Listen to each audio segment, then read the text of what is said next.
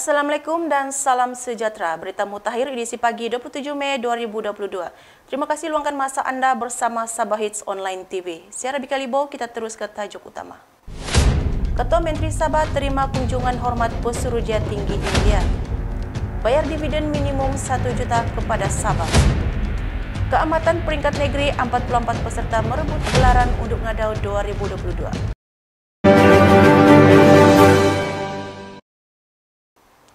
Ketua Menteri Sabah Datuk Seri Panglima Haji J. Haji Noor menerima kunjungan hormat daripada Pesuruhjaya Tinggi India ke Malaysia, TYT BN Reddy di Pejabat Jadi Menara Kinabalu kemarin.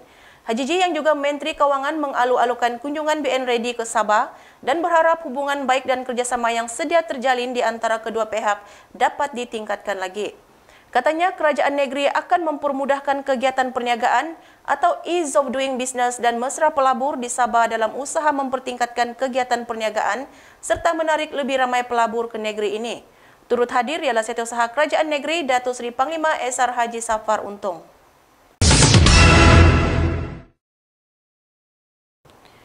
Ketua Bahagian Kapaian Parti Solidariti Tanah Air Kusta, Jafri Jomiun, meminta semua penganjur pesta keamatan menasihatkan semua pengendali atau pengusaha makanan yang berniaga sentiasa mematuhi prosedur operasi standard SOP bagi menjaga kebersihan sepanjang berniaga.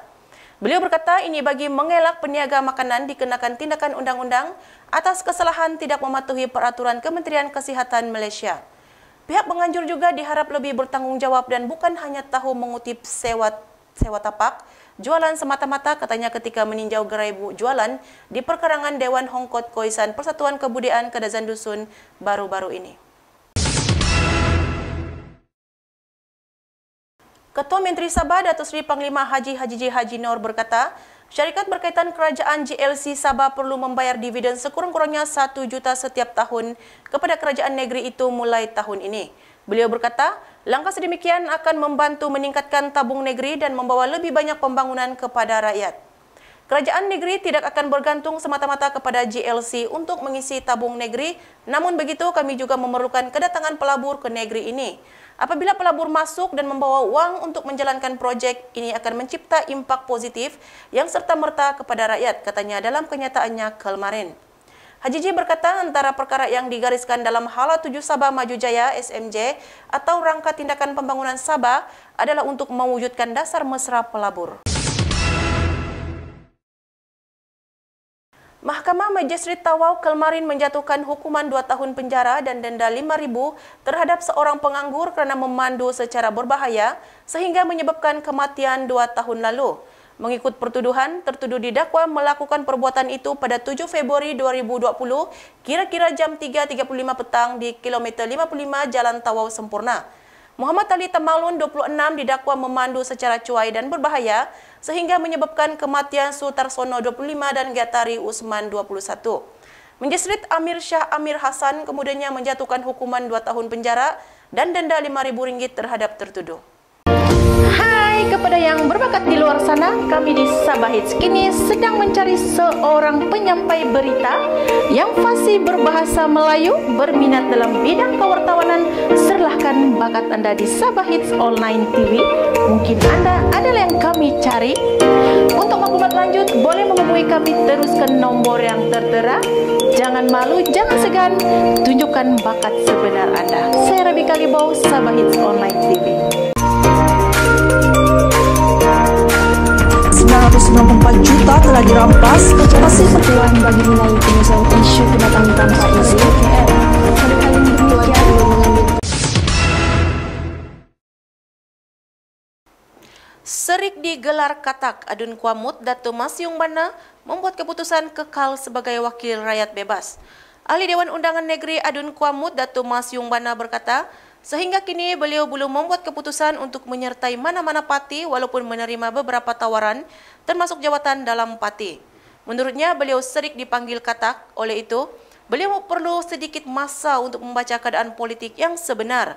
Katanya ketika ditemui sempena majlis sambutan Aidilfitri bersama media di Kota Kinabalu kemarin.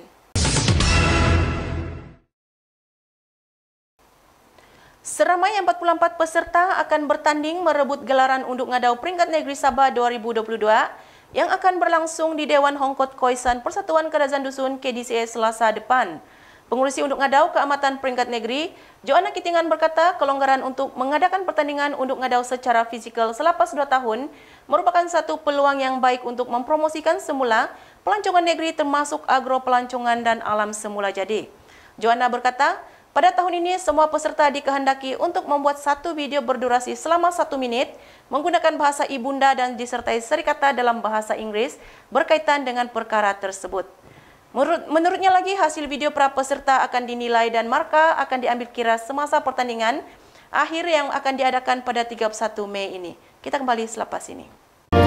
Hai kepada yang berbakat di luar sana, kami di Sabah Hits kini sedang mencari seorang penyampai berita yang fasih berbahasa Melayu, berminat dalam bidang kewartawanan. Serahkan bakat Anda di Sabah Hits Online TV.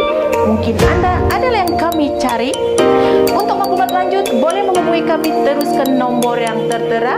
Jangan malu, jangan segan, tunjukkan bakat sebenar Anda. Saya Rabi Kalibau, Sabah Hits Online TV. 994 juta telah dirampas, masih perjuangan bagi nilai penyelesaian isu pendatang tanpa izin KL. Pada kali ini demikian mengambil.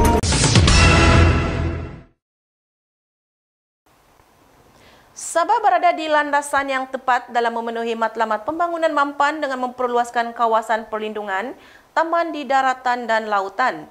Timbalan Ketua Menteri merangkap Menteri Pertanian dan Perikanan Sabah yang berhormat Datuk Seri Dr. Jeffrey Kitingan telah membacakan ucapan Ketua Menteri Datuk Seri Panglima Haji Haji Nur dalam pelancaran rasmi Kongres Taman-Taman Asia kedua berkata, selaras dengan matlamat SDG, setiap kerajaan perlu mempunyai 30% kawasan dilindungi sama ada di daratan maupun lautan menjelang 2030.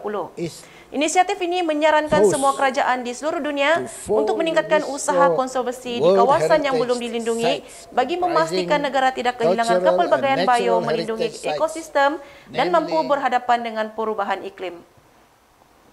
Sekian sahaja Mutakhir edisi pagi ini. Jaga SOP sepanjang perayaan ini. Saya Rabi Kalibau. Assalamualaikum dan salam hormat.